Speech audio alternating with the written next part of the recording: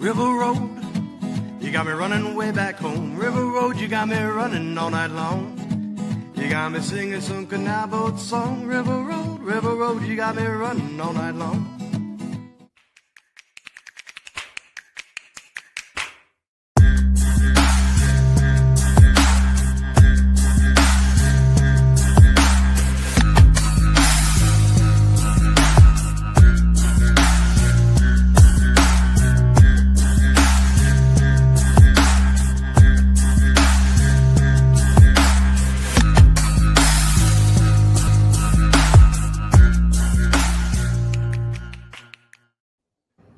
All right, everybody. Welcome to our Friday edition of Niner Nuts. I'm Indiana Dan here along with Mr. Easy E and Jimmy B. Gentlemen, how are we doing today? Yeah. Yeah. I'm gonna go with that. I'm gonna go with that as well. Yeah. Yeah, as well. I agree. Things, I'll say, outside of the sports world are just kind of but here we're 2-0. I know we can read into it. We're probably still not in the top 10. I don't care though. And yes, I'm not going to explain what this t-shirt is. It's a podcast that I'm not going to give free publicity to, but it absolutely needs to come back. If you know, you know. Anyway, guys, we here at Niner Nuts every single Friday, we do a parlay. We just make our picks how we like. We all throw in and we share that with you. Disclaimer though, this is obviously for entertainment purposes. We are not gambling experts at all. All the lines you're about to see are subject to change. Call 1-800-GAMBLER if you have a problem, and all the rest of it's down there. Legal stuff out of the way. I don't want us to get in trouble. We didn't get in trouble last season. I want to make that very, very clear. But being extra cautious with us doing this. However, hey, you gotta be extra cautious nowadays. People are getting yanked off the air left and right. Yeah, no kidding. No kidding. But anyway, guys, we have our parlay ticket for week 3. And we're always confident every single week, but we're extra confident about this one. So we go ahead and start it up here. We got Rams, Eagles. I'm not reading this right. 2-leg pick, Rams. Oh, because that's backwards. Here we go. We got 2 picks in the Rams versus the Eagles. Surprisingly, a 1:00 game. But our go-to, Saquon touchdown, Jalen Hurts touchdown. I'll admit, guys, like I'm always on board with picking this one, but I did not pay a lick of attention to the the Eagles and the Chiefs because I was busy screaming my head off for the Colts and the Broncos game. Like, how did they look, and how do we feel about both of them scoring anytime touchdowns against the Rams in this playoff rematch? Because I remember that game in January, and that was an epic game. But how do we feel about this one? So they, I saw a tweet that had Saquon's numbers against the Rams last year, both games. It was something like 60 touches for 534 yards and 4 touchdowns. Just against one team, in 2 games. So, I don't know if they'll have an answer for Saquon because they didn't in the first 2 games. It could be close, it could be like the divisional round game. It could be close, but personally, the Eagles in the past, it doesn't matter who the coaches or whatever have had Sean McVay's number. Like, he just has a hard time, coaching against the Eagles and winning. So I feel good about this. I mean, I think they both got a touchdown in the Chiefs game too. Yeah, if I'm mistaken. So it's pretty automatic that these 2 things are going to happen. And I honestly, don't think that the Rams will be able to keep either one out of the end zone, and they'll both get their scores. So. Yeah, I agree with everything that Jimmy just said, really. I mean, I don't think that anybody has found a solution for Saquon on the Eagles yet. I mean, he's just running rampant still. I mean, he's not on pace to have, the year that he did last year so far this year, but he still is running with authority and running with dominance. He's scored in both games so far this season. And Hurts is always a threat to score anytime they get down inside the 2-yard line or even the 3-yard line. Or even closer still, or even a little bit further away, still just scrambling on a broken pass play. Like we saw in week 1, he's a threat to score. So I like both these bets to cash. I do too. I've noticed that even with like a little bit less firepower from what I'm noticing and just from what I've been reading that the Eagles have overall on offense. Feel free to correct me if that's inaccurate. But no, Jalen Hurts and Saquon Barkley, both of them scoring seems like it's happened enough since last year that like it's always worth the bet on it. So I fully support this. Yeah, I mean their offense compared to last year,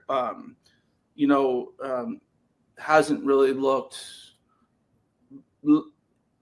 like it was last year. However, like these are the first 2 games. We got a new offensive coordinator. Give optimism to people who have AJ Brown on their fantasy team and are pulling their hair out. Yeah, like that's been talked about. Like not enough's going to AJ and things like that. I just, second game of the year. It's like even last year with the Eagles. After 4 games, they were 2-2, and the 5th game that they had won was against the Browns, and that barely looked like that didn't look like a good win or style of points win, but they won it and then they went on a roll. So I fantasy owners, I think, will be okay with AJ Brown, but I mean, just what we know of the Eagles is, they have a very good offense and they can beat you many different ways. But 2 of those ways are Jalen Hurts and Saquon Barkley rushing touchdowns. So. Yeah. The NFC version of the Eagles, or the NFC version of the Ravens with Lamar and Derek, like they're basically copying them. Yeah, I mean Saquon hasn't started out what you would think would be like this huge number year and things like that. I don't think he's gotten over 100 yards rushing in the first 2 games. I think like it got to be like 88 or something was like his most. Either way, like I think the Eagles will eventually get it together as far as offense and start dominating like they did last year at a certain point. But still, though, yeah, they're riding, the tush push and Saquon when they get down in those short yardage situations at the goal line. Yeah. Eric, do you have any last notes on this before moving on to the next pick? Nope, all good. Right on. Well, the next one, and you guys will have to help me with the who's playing like against each other. Like I do remember this one though, because I was very, very throw this on the ticket right now. The Packers covering an 8.5-point spread against the Browns. I don't even think it matters where they're at, Cleveland or Green Bay. Like Green Bay's defense, yes, it's asterisks. We're only 2 weeks into the season, but that defense looks so legit. Like, I guess, I don't know, overreact. Micah Parsons was the missing piece, but oh my God, that secondary scary. That pass rush now with Micah Parsons is scary.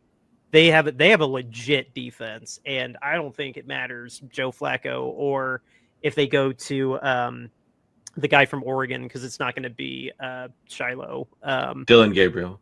Yeah, I don't think it's going to matter between Dylan Gabriel or Joe Flacco. I think the Browns defense is fine, but the Packers just are going to overwhelm them. I have no reason to believe that they're not going to just overwhelm them. So easy pick for this one, covering an 8.5 spread. Yeah, I feel the same way on this. The Browns have been not good so far this season. I mean, they hung tight with Cincinnati in the first game, but that's just sort of like a weird thing that they always just do with Cincinnati. They got steamrolled in the second half by the Ravens last week. And I think that the Packers are a legit team, and they're going to be one of the best teams coming out of the NFC this season. I think like you were saying, Dan, I think the Packers defense is going to give Joe Flacco fits. He's not mobile. He can't move around back there, and they're going to crush the pocket on him all game long. And the Browns aren't really going to have an answer for that on offense. They just can't move the ball. And then, the Packers offense is still really good, really legit. And I think they're going to be able to pile up the points. I see this as being probably a 30-something to 10, maybe 17 kind of game at best. So I think they're going to cover really easily, to be honest. Yeah, I'll just add that ragtag team of offensive weapons, even with Jalen Reed being out now, and I only know that because I just had to drop him from my fantasy team. That ragtag team of receivers are really clicking. And when you have that, an offense that's not just going to give the ball back to the other side of that, a defense as truly, you couldn't have asked for a better report card for a defense in 2 weeks. The Packers legit look like a top 5, if not top 3 team in the league right now. I feel very bad for Cleveland. They're coming off 10 days rest too, because they played on Thursday night last week as well. Oh, Jimmy, what are your thoughts on this? Honestly, like when we talk about Joe Flacco, I think his jersey number should be the number of years he's been in the NFL. So it's just we don't remember when he started anymore. Like it's so in the past, like we can't remember exactly when he started, but we know it was a long time ago when he first entered the league, and the fact that he's just still hanging around. I think it was 2007 or 8. I think it was 07 or 8. Yeah, so I'm thinking. So, like, his jersey number, like, there should be a rule that the NFL makes that his jersey number needs to reflect how many seasons he's at in the NFL so we can properly gauge what he's going to do on Sunday. But, yeah, I can't say that I've seen both teams play and see, how they've done. The Packers obviously are a good team every year, and like you said, people are saying they're top 3, things like that. And Cleveland, is pretty much at the bottom of the barrel every single year. And so, 8.5, yeah, I'll go with it. But yeah, I just the fact that we're still trotting Joe Flacco out there every Sunday, like it's an amazement to me that this guy is still somehow doing it at age whatever he is now. You're on mute, Dan.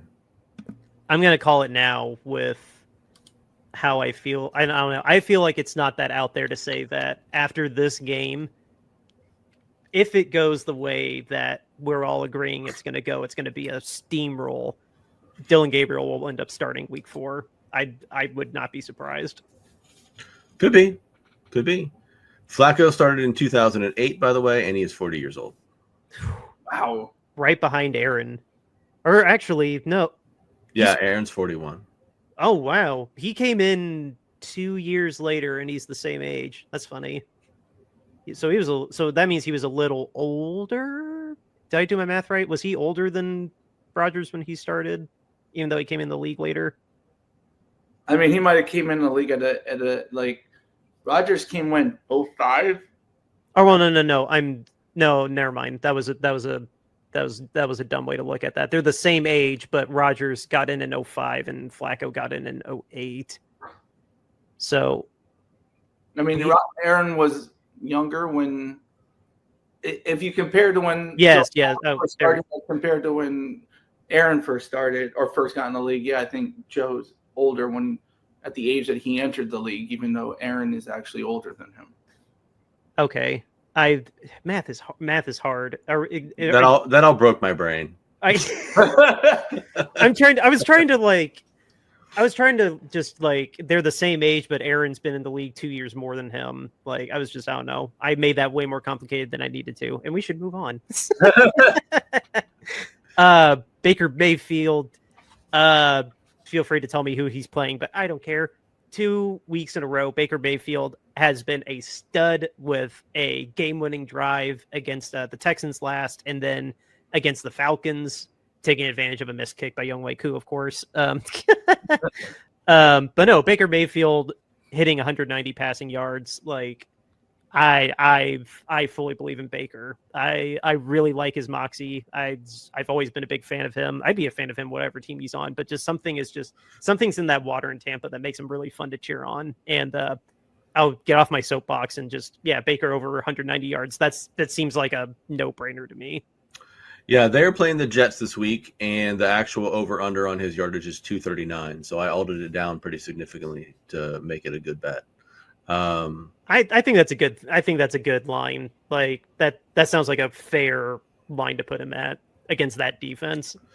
Yeah, I'm not really sure what to make of the Jets yet because they got beat by the Steelers. They gave up a bunch of yards to Aaron Rodgers, and then they came in the next week and then they gave up a bunch of yards to the Bills. So not sure if the Jets defense is not good this season or if they just faced Rodgers was kind of crappy week 2, but I'm not sure if they just kind of faced two situations where they came up against offenses that were good and clicking that week, or if they're going to regress back to the mean, because Tampa Bay's offense hasn't exactly been great yet, even though they've been winning. But I would suspect that the Jets are probably bad if I had to guess. And so I would think that Baker getting over 190 in this game is probably pretty logical, unless for some reason they just run the crap out of the ball. They're going to be on the field a lot more. They're going to be on the field more too because they're going against Tyrod Taylor. Remember, Justin Fields is in concussion protocol. Yes, Justin Fields is out for this week for sure. I mean, you gotta like Baker's swag at the beginning of the season. He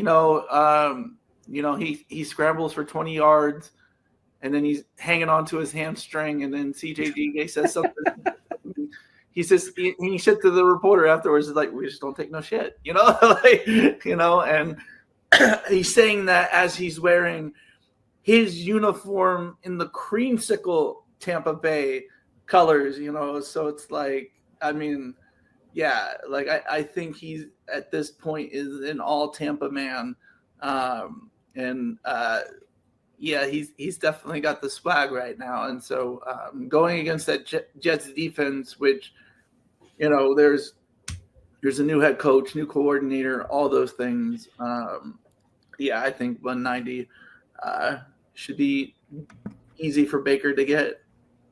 Thank you for reminding me too that they're going to be rocking They're not the traditional creamsicles. Like these are like a special 50th anniversary version of the creamsicle.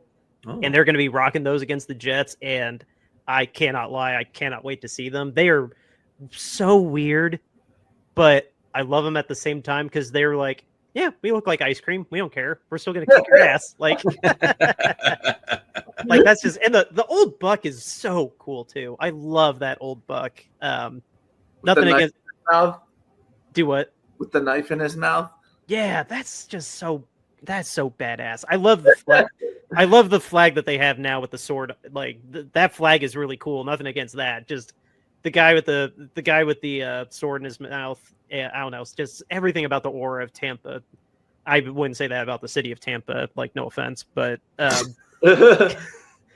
have it. I don't know. There's something about that football team I really like. So anyway, moving on. Still thinking about the NFC South, surprisingly. A Bijan Robinson anytime touchdown. Kind of like Baker. Doesn't really matter to me who they're playing. Bijan or no. Michael Penix didn't get hurt, right? I'm getting mixed up. No, he's not hurt. Oh, okay. Okay, well, still, it doesn't exactly change the point I was trying to make. Bijan Robinson is the best player on that team, and kind of like as you no doubt see, visual people, Derrick Henry, Christian McCaffrey, and Saquon. It just feels like we'd be dumb not to assume Bijan Robinson eventually finds the end zone because he's. I mean, as far as I can tell, it seems like he's having a pretty damn good start to the season. Yeah, he's playing very well so far. He racked up a ton of yards in his last game against Houston, I believe was who they played last. And he racked up a ton of yards against them. And Carolina's run defense has been bad so far this season. So I figure he's up and due for another big game against them this week. And so him scoring a touchdown should be a pretty rudimentary tasks, I would hope. So Are they in the dome or are they at Carolina? I can tell you in 1 second. They are at Carolina. Okay. And not that it matters too much. I was just curious. Yeah. I mean, Bijan good, Carolina bad. I mean, yeah. Is there any more other explanation? I think, this is one of those things where basically the offense of the Falcons runs as Bijan runs. And so relying heavily on him, especially against a bad defense like the Panthers, anytime TD score is pretty much a give me, I think, in this one. Yeah, and so much for all that goodwill that Carolina built up ending last year strong, because they've definitely tripped on their own ding-dong out of the gate, at least to start the season. That was against the Vikings last week, not the Texans. My bad. Okay. I was going to say, we just watched 3 days ago the Texans go against the Bucks. Yeah. All right. Well, anyway, the next one, I need to frame this a little bit in because you proposed 2 different wide receivers, Eric, Justin Jefferson and Chase, Lamar Chase. And both of them are going to have backup quarterbacks this week, Jacob Browning and Carson Wentz. Yep. And I proposed, I don't think I said it explicitly, but my thought process was picking between either of them. Who is the one that's more likely to have a fluky, like a really bad off game, or who's going to get fed more? And between the Bengals' terrible offensive line, like Browning's a great quarterback, but it's still behind that terrible offensive line. And what's Carson Wentz going to do? Carson's going to look at Justin first read no matter what. He's going to pepper the crap out of Justin with passes. And he's got a more proven arm than McCarthy. So I don't know. I feel very, very, very confident that Justin Jefferson, we have the line at 40, but I would not be surprised if Justin Jefferson had a 110-yard game at all said and done, personally.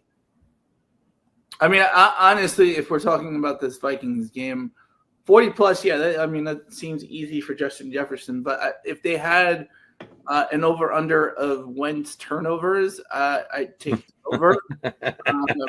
It's I forgot that Wentz was starting this week, and so for the Vikings, because Wentz is one of those guys who led the league in turnover-worthy plays. He tends to put the ball in harm's way, holds on to it too long, does all those things. Hero ball. He excels at hero ball. Yes, yeah, hero ball. And so, I think 40, is doable for Justin Jefferson in this case. Although I still think Wentz, he's probably going to have a hard day. It's gonna be a hard 40 yards. After he got injured in 2017, he was just never the same at all. Yeah. And he won't have Aaron Jones for a safety valve. I don't know who the backup is, but Aaron Jones I saw got put on IR. So there goes their starting running back. So Jordan Mason is the backup there. Oh, okay. I brought that on myself, reopening that wound. That was that was my own fault. The over-under on Justin Jefferson's yardage is 72.5. So we altered that down pretty significantly to get down to 40. And then there was no ability to bet on Carson Wentz throwing an interception, or I would have thrown that in. So I wanted to bet on Flacco throwing an interception too, and I couldn't do that. I was very disappointed. we could bet Richardson throwing at least a pick every week last year. I'm surprised. DraftKings is being kind of wonky with their bets this year. There's not everything available on Thursdays when we build these parlays. So they're being a little more stingy. Yeah. Oh, that's unfortunate. Because definitely Wentz is going to have a turnover, guaranteed. Yeah. Oh yeah, I'm sure. Well, anyway, on to the next 2. I'll just go ahead and lump these 2 together because I feel like we just share the same sentiment with both these guys. Christian McCaffrey, anytime touchdown. Derrick Henry, anytime touchdown. we talk about Christian McCaffrey just by proxy pretty much every damn week. We know how much we love Christian, how valuable he is to the team, regardless if Mac Jones starts. I mean, let's be real, he probably will start. There's no reason to rush Purdy back. And just he's the engine that runs the offense, really. Like, Purdy definitely is needed, but it's clearly more detrimental for Christian to be out than Purdy to be out. Or maybe that's not fair to say, but it's the same thing with Derrick Henry. The Ravens offense is so much better when Lamar doesn't have to play hero ball in his way. Derrick Henry's proven that he can catch the ball now. I remember that was the thing about Derrick, was that he was not a back that you just throw a safety valve to. Derrick Henry destroys through the air now. Like, as long as he gets some space to get those first couple steps, and then he becomes that boulder that destroys everything, Derrick Henry can score anyway, receiving or rushing. So, I mean, I don't know. These two seem like pretty easy no-brainers, just like Saquon. Go ahead, Eric. Oh, I was just going to say, to your point about Purdy playing or not, he was a limited participant in practice all this week so far. He practiced limited yesterday and limited again today. Don't rush him. Have him be an emergency backup if nothing else. I don't know. That gives me ick. Anyway, yeah. I'm sorry. Christian did not practice yesterday. He did practice full participant today. Yeah, I mean, I totally agree with your sentiments, Dan. I mean, Christian is the engine that keeps the 49ers offense humming. We saw him score last week through the air. He's due for a ground touchdown at some point in time this season. Anytime we get down around the goal line area, he becomes a gadget opportunity for us to score, either on a handoff or, a passing play through the air. He's going to be one of our main targets because we don't have hardly anybody else available to target. So, I mean, it's just a logical assumption that he's going to have a chance to score. And then Derrick Henry, that guy's just good for touchdowns all the time. I mean, he didn't score one last week. In fact, he was pretty crappy last week. But he has a bad game every now and then, but most of the time he's off and running to the races and plowing through people and just knocking them out like bowling pins. And so, we bet this Derrick Henry scoring a touchdown last year every week, and I think we hit on that at least leg of the parlay. I think probably 15 or 16 out of the 18 or 19 weeks of the season. So I feel pretty confident putting it in there again because they're going to feed him the ball, especially in any sort of a goal line situation. He's going to get the carries. So yeah, I mean, we all know that the only person who can cover Derrick Henry in the passing game is Cooper DeJean. So I mean, as long as Cooper DeJean isn't, Derrick Henry isn't facing Cooper DeJean, anytime touchdown should be fine. And then Christian McCaffrey, this is, I mean, that's pretty much always an automatic with Kyle and Christian. Christian is pretty much like the biggest weapon that they have on offense, and so you're going to be looking to get him the ball as many times as you can, especially if Purdy is not playing that week. Yeah, this week especially, like this is going to be another week where the starting wideouts are going to be Juwan and Ricky. Like, come next week, he should finally get a little bit of relief. Like Purdy might, I don't know. Purdy, I could see coming back next week, if not week 5. But Jordan Watkins is on the verge of coming back. Demarcus Robinson is going to be back next week because this is the last week of his suspension. And Kittle will be eligible to come back in 2 weeks. So hopefully, oh dear God, hopefully he can come off of IR immediately at week 5. Like, we could have some hella reinforcements here. Just get through Arizona, and then then we play Jacksonville week 4. Get through Arizona, get through Jacksonville, still play tough, but like, come the Rams, come the Bucks, like hopefully by then, like it won't have to all be on Christian. You know what I mean? Yeah, Juwan was a DNP today, by the way. Oh, was he DNP the whole week? Yep, so far.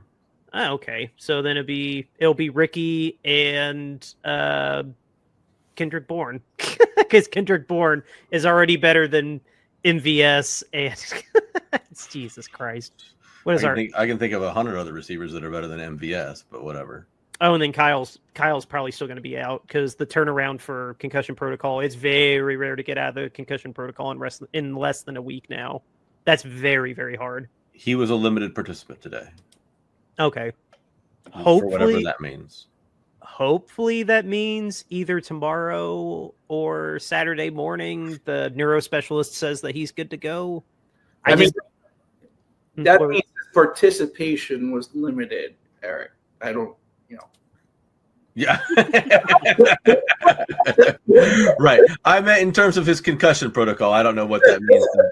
It means for him clearing that. I know the last step because I remember like it seemed like it was really hard to get out of the concussion protocol in less than a week last year. Like I can't remember who. It's something a lot rarer that happens where somebody has a concussion on Sunday and somehow plays the very next week on Sunday.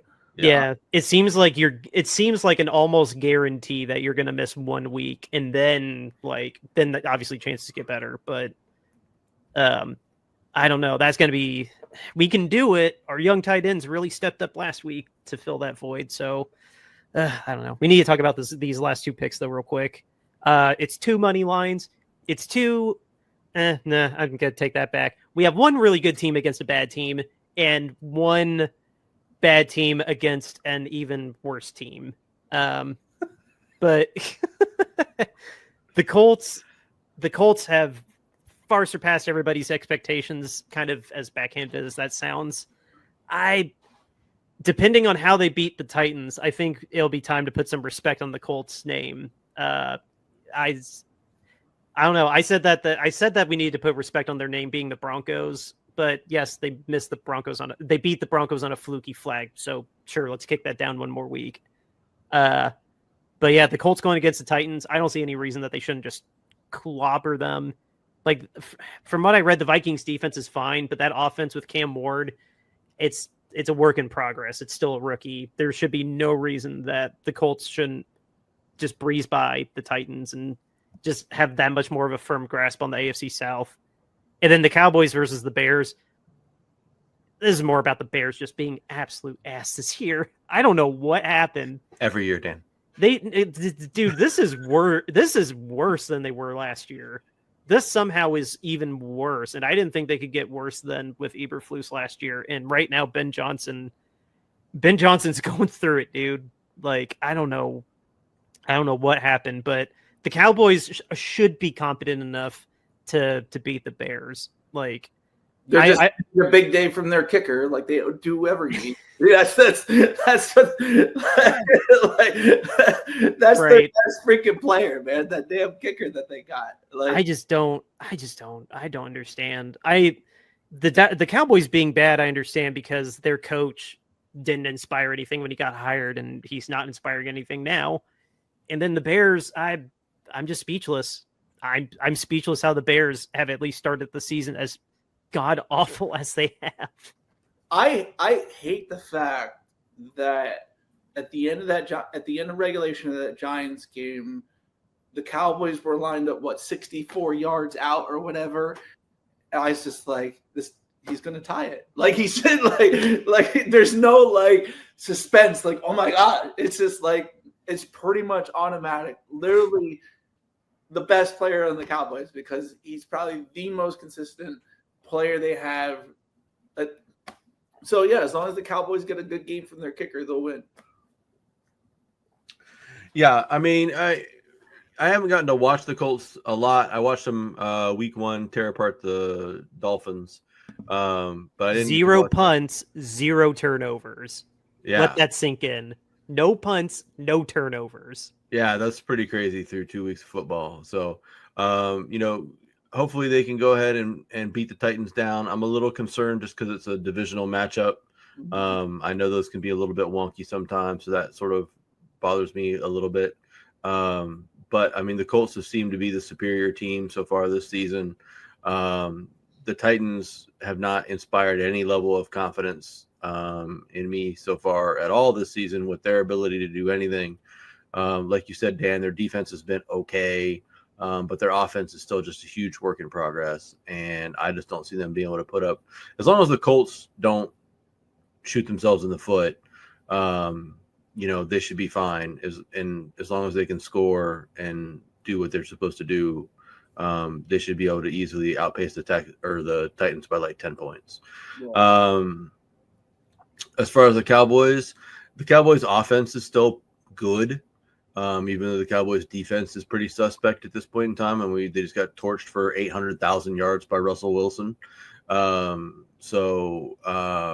suspect that, maybe Caleb will look a little bit better this week against the Cowboys if his confidence isn't completely shaken at this point in time. But the Cowboys offense is still going to be superior to whatever the Bears are doing. The Bears have looked out of sorts on offense and defense all season long. They're not stopping anybody. They're not that defense that they had week 1 was clearly just a mirage because they played the Vikings, and the Vikings offense is absolutely abysmal with McCarthy in the quarterback shoes. So you just have to figure that the Cowboys are going to score enough points to beat the Bears, and that's what I think will happen in that one. How crazy. I was just thinking about this. I was watching Andrew Santino, this comedian, talking about the Bears, and I kind of want to pitch this to you what he asked. Like, at what point, how much worse do the Bears need to get for them to consider, like, this is just not worth it? Let's give our $10 million backup a shot. We know Tyler Bagent is good, arguably good. He's decent for sure. At what point, how much worse does it need to get for them to just finally bench him like Richardson and put Bagent out there? I was going to say, like, how bad is it going to take for them to move out of Chicago? I think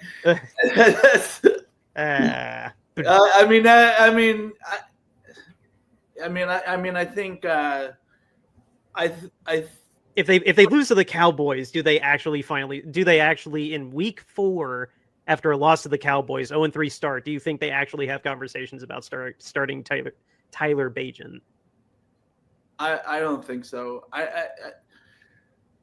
I think, like, at times when you look around the league now where there were quarterbacks who were drafted by a bad organization, and they got given up, all of a sudden they go somewhere else and, they do well, Sam Darnold, Geno Smith, Baker, so I personally, like, I don't think that they should give up on Caleb Williams, 3 games into the season with a new head coach, trying to learn a system. I would honestly, like, it doesn't seem like we're going to be making a push for the playoffs, but to give him more experience, and I wouldn't give up on him this quick, just, because we've seen now there's a couple of quarterbacks who were given up on for whatever reason, and they have success somewhere else.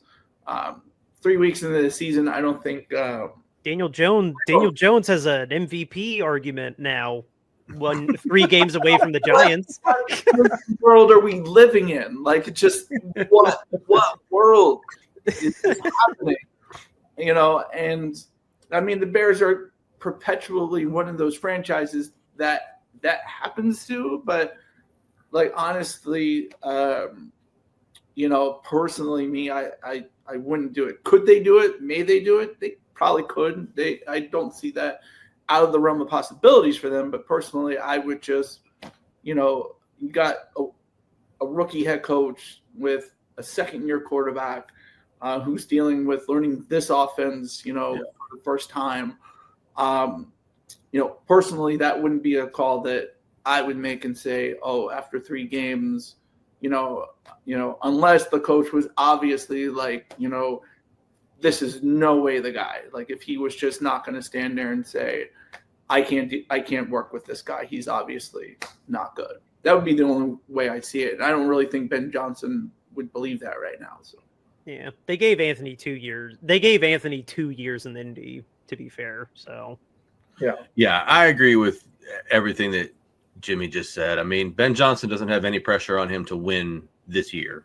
I mean, it'd be nice to win. I mean, everyone likes winning, but he's just a rookie head coach. He just signed a brand new deal. You know, if he doesn't win this season, everybody can just wash that away as like, oh, it was your first season as head coach, blah, blah, blah, blah. No big deal there.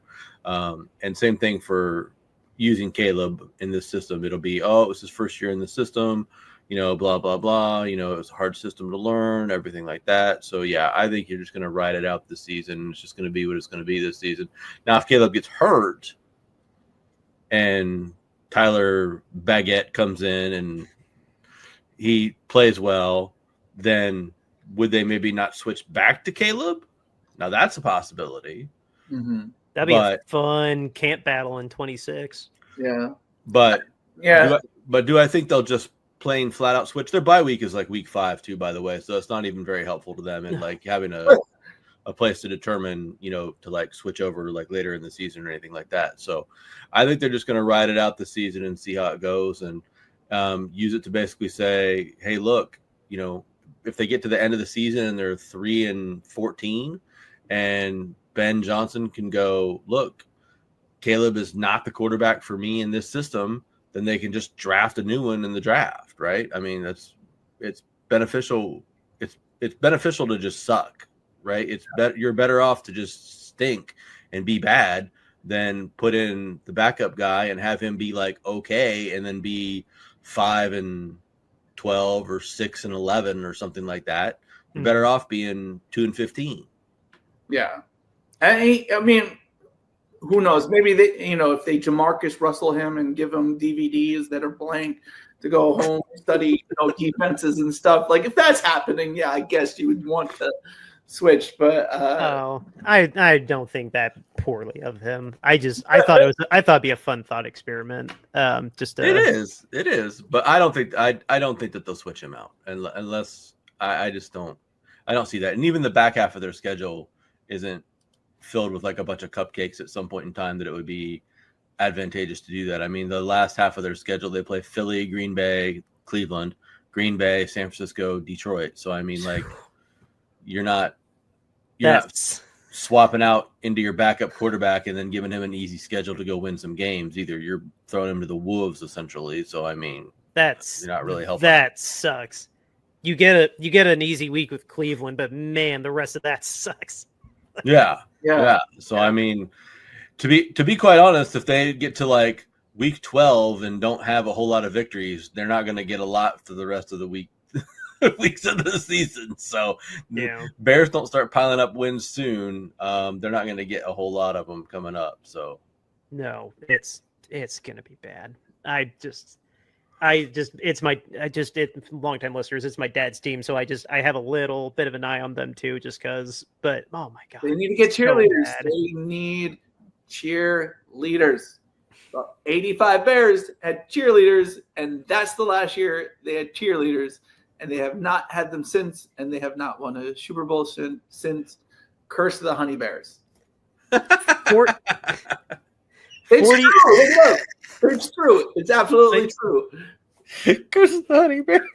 I was gonna look it up. I swear to gosh, it's called the Curse of the Honey Bears. Yeah, I was gonna make a comment on it being 40 years since that, but Honey Bears, they really were called Honey Bears. Yes, they were called the Honey Bears. Yes. Oh dear God. And they were the random stuff just kills me. Yeah, well, when you watch enough NFL top 10 lists, like it just sticks in your brain, something like that. Because they had like the top 10 cursed teams or whatever, and what cursed them. And I think it was like number 9 or 8 was the Bears, and it was the Curse of the Honey Bears. And they signed a 3-year contract, something like in 1982 or whatever, and they won they had new ownership, and so the ownership was like, I'm not going to renew your contract at the end of the year. So yeah, that was it. 1985 Bears, and it wasn't the 46 defense by Buddy Ryan. It was the Honey Bears. Oh my God. What a nickname. I have no notes. What a nickname. Yeah. That's awesome. So funny. 40 years ago, totally cool. Now, not so much. Oh my God, that made my Well, day. fortunately, the That's so funny. 49ers do have cheerleaders, damn it. So we're going to win the Super Bowl. Yes. Damn straight. I think on that note, it's time to give a quick shout out to our sponsor who's been with us right into year 3 with us. I think it's now. Time is a circle. Time's a human construct. Who knows? I don't even know what timeline we're in anymore, Dan. Right.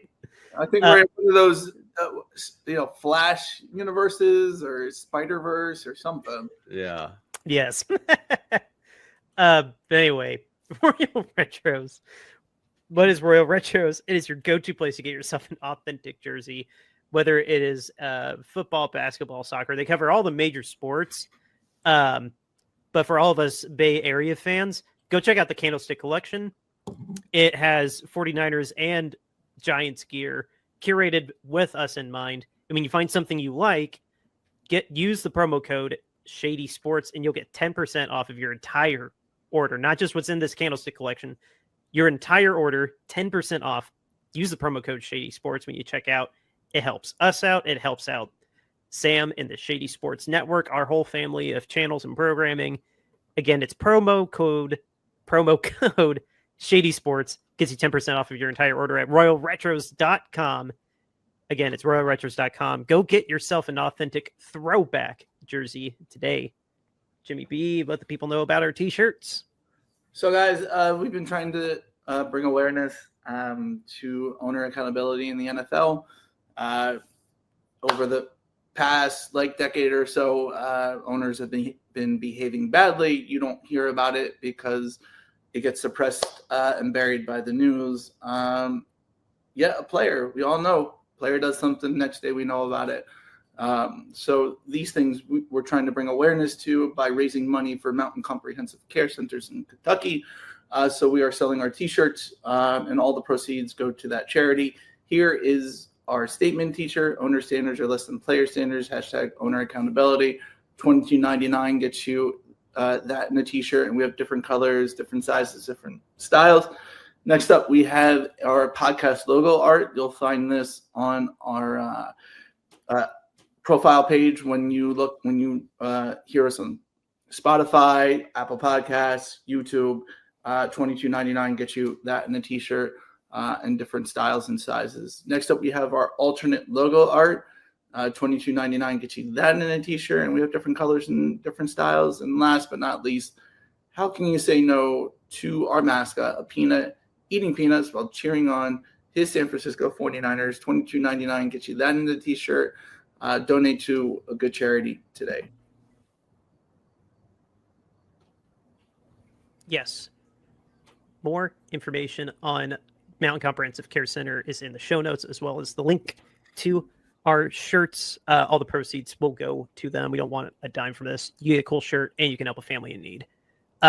So with that, before we say our little prayer to make sure we beat the Cardinals, do we have any breaking news? We do know that Coach McDaniel is in the hot seat tonight. He's got to at least play with a little bit of dignity, even if they lose to the Bills tonight.